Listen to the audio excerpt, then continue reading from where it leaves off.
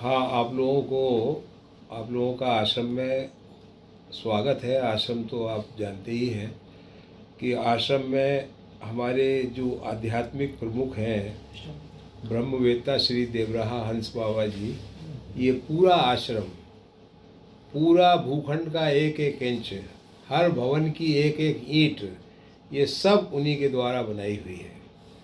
और इसका मूल उद्देश्य पूरे आश्रम का यही है कि बाबा जी ये चाहते हैं, बाबा जी का चाहना नहीं, मतलब ये संकल्प है उनका, ये सत्य संकल्प है कि अखंड भारत का निर्माण हो और सनातन धर्म विश्वव्यापी हो, जिसके द्वारा मानवता को बचाने का एकमात्र उपाय यही है कि सनातन धर्म विश्वव्यापी हो जाए। तो इसलिए ये तो बाबा जी को बहुत पहले से ये ज्ञात था। जब बाबा जी का साक्षात्कार सरस्वती जी से हुआ, सरस्वती माता से हुआ, तो सरस्वती माता ने उनके पृथ्वी पर आगमन का उद्देश्य पूरा बताया और बताया कि तुमको अखंड भारत का निर्माण करवाना होगा और सनातन धर्म को विश्वव्यापी करना होगा। तो ये सारी बातें जानना बहुत ज़रूरी है कि बाबा कौन है। बाबा कोई साधारण मनुष्य नहीं है, ये एक बहुत बड़ी डिवाइन पर्सनैलिटी है, जिनका डिवाइन परिवार, उसमें राधा जी, कृष्ण जी, भगवान राम, सरस्वती माता और हनुमान जी, इनका वार्तालाप उन्हीं से होता है। और उसी कारण इनके शब्द में इतनी शक्ति है कि ये जो शब्द बोलते हैं वो घटनाओं में बहुत शीघ्र परिवर्तित होता है, या जो संकल्प करते हैं, जो विचार भी इनके मन में आता है, तो वो इच्छित जो इवेंट होती है उसमें ये कन्वर्ट हो जाता है। तो बाबा जी को सरस्वती माता ने कहा, जब बाबा ने कहा कि मुझे ईश्वर के दर्शन कराइए, तो बाबा जी ने कहा, माता जी ने कहा कि तुम इसके लिए गुरु तत्व के पास तुम्हें जाना पड़ेगा, क्योंकि गुरु तत्व के द्वारा ही ईश्वर की प्राप्ति होती है। तो उन्होंने कहा कि आप देवराहा बाबा जी के पास, ब्रह्म ऋषि श्री देवराहा बाबा जी के पास जाइए। जब वो बाबा के पास गए तो बाबा ने ये कहा हमारे बाबा जी से, हंस बाबा जी से, कि तुमको अगर ईश्वर की प्राप्ति करनी है तो तुम गौ सेवा करो। फिर बाबा जी ने कहा कि मुझको जो कार्य सौंपे गए हैं उसके लिए ये आवश्यक है कि मेरा प्रकृति के पांचों तत्वों पर नियंत्रण हो। तो उसके लिए भी देवराहा बाबा ने कहा कि आप वहाँ गौ सेवा इसके लिए भी करिए। फिर बाबा जी ने कहा कि मुझे आत्मज्ञान की प्राप्ति बगैर पोथी पढ़े हुए हो जाए। पोथी मीन्स वेद पुराण। तो बाबा ने फिर बताया कि इसके लिए गौ सेवा करो। गौ सेवा के द्वारा ही, गौ सेवा मूल है। दोनों बाबा जी का यही एक जीवन का सार है कि गौ सेवा के द्वारा सब कुछ प्राप्त किया जा सकता है। तो बाबा जी, हमारे देवराहा हंस बाबा जी हमेशा कहते आए हैं कि गौ सेवा ही कृष्ण सेवा है, गोपाल सेवा है, और गोपाल सेवा ही कृष्ण सेवा, गौ सेवा है।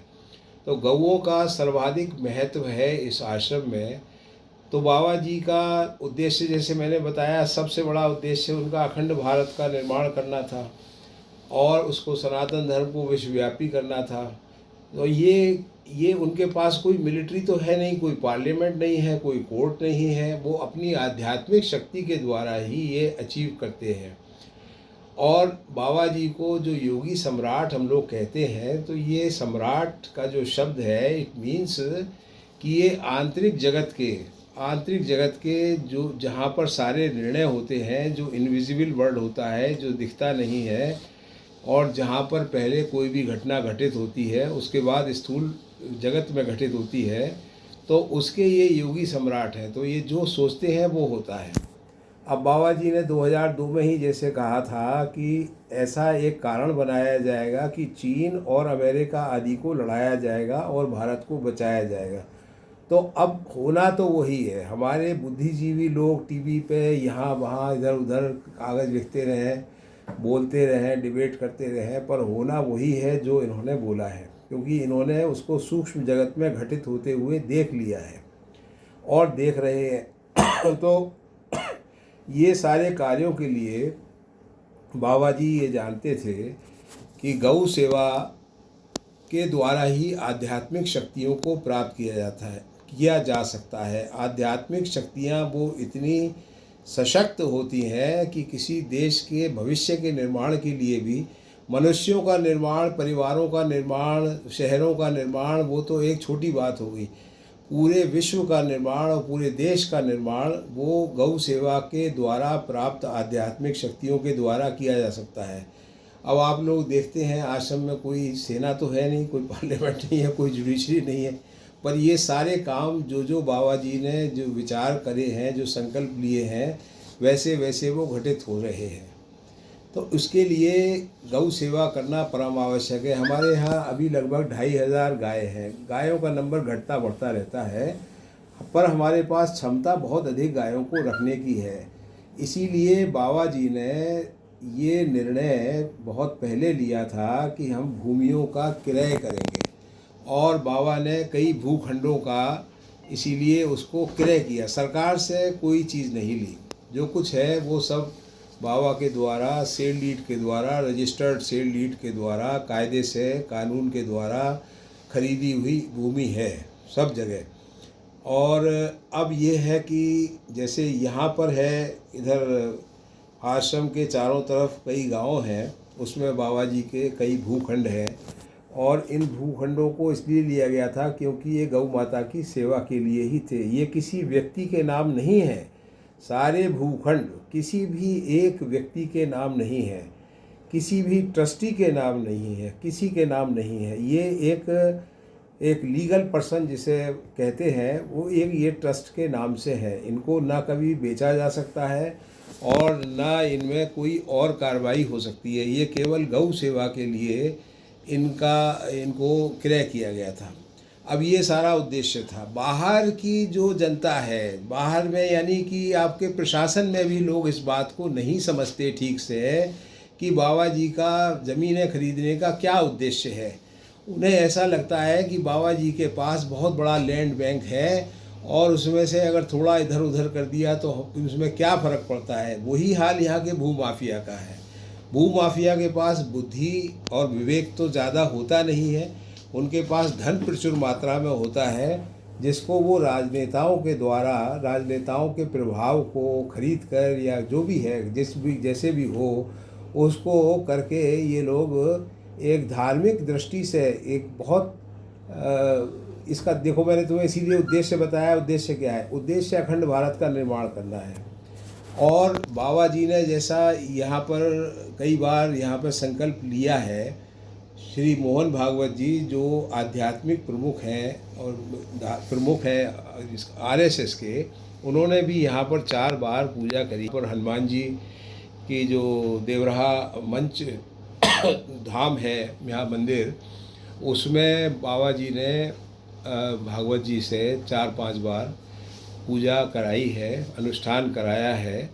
और उसका मूल उद्देश्य यही था कि कैलाश मानसरोवर को भारत में वापस लाना है, चीन और पाकिस्तान का सर्वनाश करना है। क्योंकि जब तक ये दोनों देश रहेंगे, आतंकवाद इस पूरी दुनिया में चलता ही रहेगा कहीं ना कहीं। भारत सबसे अधिक प्रभावित हुआ है। आज भी बांग्लादेश में जो कुछ हो रहा है, वहाँ के लोकल बंगाली उसमें शायद शामिल नहीं होंगे। वो पाकिस्तान के द्वारा स्पॉन्सर्ड ये सारा मूवमेंट है।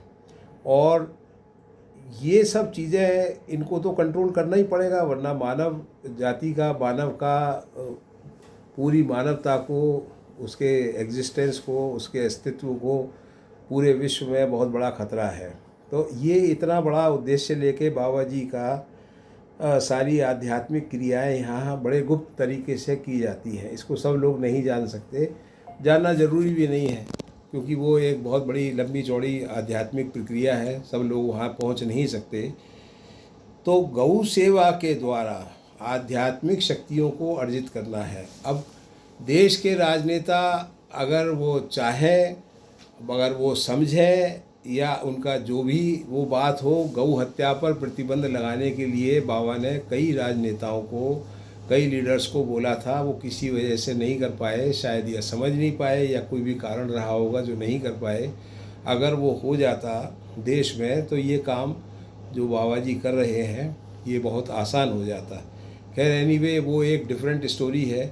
अभी मैं आपको बस यही बताना चाहता हूँ कि बाबा जी के जितने भूखंड हैं वो सब गौ माता की सेवा के लिए ही है और उसका कोई दूसरा उद्देश्य नहीं है। कई बार बाबा के कुछ शिष्यों ने भी कहा कि बाबा जी यहाँ पर विश्वविद्यालय खोल दिया जाए या यहाँ पर मेडिकल कोई अस्पताल बना दिया जाए या ऐसा कुछ हम लोग काम करें।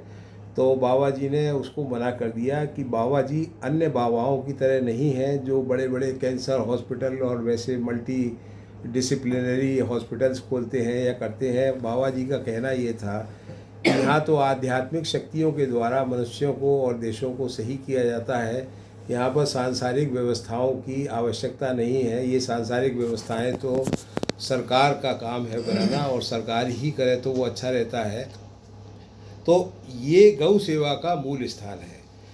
अब ये जो मैंने आप लोगों को बताया है आपके द्वारा, हम ये चाहते हैं कि ये सारी दुनिया इस बात को समझे और जाने कि इस स्थान का उद्देश्य क्या है।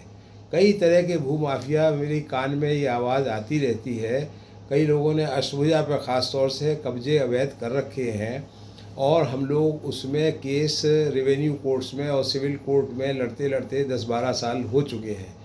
किसी में 3 साल, किसी में 4 साल, किसी में 5 साल, और वो सारे इनका रिज़ल्ट एक ही है। रिज़ल्ट ये है कि 2 दिन में ये सारे केसों का निस्तारण हो सकता है, पर वो नहीं होता क्योंकि अब ये बातें अब योगी जी के योगी जी के संज्ञान में हम लोग डालना नहीं चाहते क्योंकि वो एक बहुत बड़ा कार्य कर रहे हैं। इसको सर्वविदित है कि वो एक महान यशस्वी नेता है और अपने लेवल पे वो बहुत काम कर रहे हैं। पर गवर्नमेंट, कई बार ऐसा होता है कि government starts at the level of lekhpal and it ends at the level of SDM, वहीं पर डिसीजन हो जाता है। अब ये उस स्तर की बातें नहीं है कि उनके स्तर में ये डाली जाए, उनके पास ना इतना समय है। अब हम लोग इसको यहाँ पे ही इसे सॉर्ट आउट कर सकते हैं, पर इनका ढर्रा जो है, ये जो हमारी सरकारी मशीनरी है उसका काम करने के तौर तरीके वो पुराने वाले ही हैं। इसके अलावा कई बार ऐसा होता है कि जो भूमाफिया होते हैं उनको राजनीतिक संरक्षण भी प्राप्त होता है। राजनीतिक संरक्षण के कारण हमारे जो कार्यपालिका के जो अधिकारी हैं वो प्रभावित होते हैं, डरते हैं और सही निर्णय लेने में सफल नहीं हो पाते। तो वो भी सारी बड़ा कॉम्प्लिकेटेड फैक्टर है। हमारे को, हम लोग सबको जानते हैं यहाँ पे, तो मगर ऐसा लगता है कि फिर भी इतना सब बातचीत करने के बाद भी निर्णय होते ही नहीं है। तो इसका कारण क्या है? इसका कारण जो हमें लगता है वो कोई गुप्त भूमाफिया है जो राजनीतिक संरक्षण प्राप्त किए हुआ है और वही इस काम को नहीं होने देते। तो राजनीति में हर आदमी तो योगी नहीं होता, राजनीति में तो सब तरह के लोग होते हैं। योगी तो एक महान शख्सियत है। तो कई बार लोगों ने कहा कि योगी जी की नॉलेज में क्यों नहीं डालते। योगी जी के लायक जो कार्य होगा वो उनके संज्ञान में लाया जाता है और उस पर कार्य तुरंत होता भी है। पर जो काम छोटे लेवल पे होना है वो तो उसी लेवल पे होना है। उन लोगों के पास टाइम भी नहीं है। देश इतने बड़े संकट से आज गुजर रहा है, वो सभी को इस सर्वविदित है। तो ऐसी स्थिति में बड़े जो हमारे यशस्वी नेता हैं उनकी नॉलेज में हम लोग डालना ही नहीं चाहते। कोई भी काम हम उनको नहीं बताते। जो बताते हैं खैर वो हो जाता है। जैसे योगी जी को इस सड़क के बारे में मैंने लिखा था तो उन्होंने इसको देखा और तुरंत उसको करवा दिया। ये जो अटल चौक से यहाँ तक जो सड़क आई है आश्रम तक, वो हमने कहा था कि आप लोग सब आते हैं यहाँ बाबा जी के दर्शन में तो आपको भी कष्ट होता है। बहुत पब्लिक आती है, बहुत बसेज आती हैं, बहुत दर्शनार्थी आते हैं और भविष्य में ये संख्या और बढ़ेगी क्योंकि यहाँ पर 2 बड़े विशाल मंदिर बन रहे हैं। एक श्रीमद् भागवत का जिसका नाम है ब्रह्म ऋषि श्री देवराहा बाबा श्रीमद् भागवत धाम, और एक है देवराहा बाबा गीता मानस मंदिर। और इसके अलावा बहुत यहाँ भवन है जिनका सबका एक बहुत भारी महात्म्य है। अब ये जैसे जैसे लोगों को पता लगेगा, जैसे जैसे निर्माण कंप्लीट होगा और ये ऑपरेशनल हो जाएंगे तो यहाँ भीड़ बहुत बढ़ेगी। अभी तो ये 2 लेन है, इसको 4 लेन होना पड़ेगा। बाबा जी बताते हैं कि भविष्य में यहाँ पर पैर रखने की जगह नहीं मिलेगी, इतनी भीड़ होगी। बाबा जी आगम जानी है, भविष्य दृष्टा है, पूरे भविष्य को जानते हैं, भविष्य का निर्माण भी करते हैं।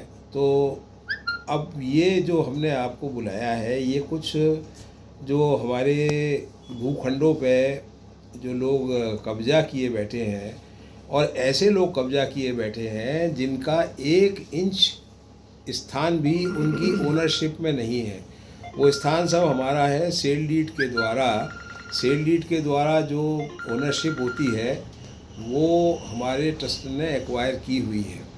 अब उसके बावजूद ये जो घुसपैठिए हैं, अवैध घुसपैठिए हैं या इलीगल ऑक्यूपेंट्स कहिए या जो भी हैं, तो ये कोर्ट्स में, कभी सिविल कोर्ट में, कभी रेवेन्यू कोर्ट में ये लोग केसेस को डाल के चीज़ों को डिले करवाते रहते हैं।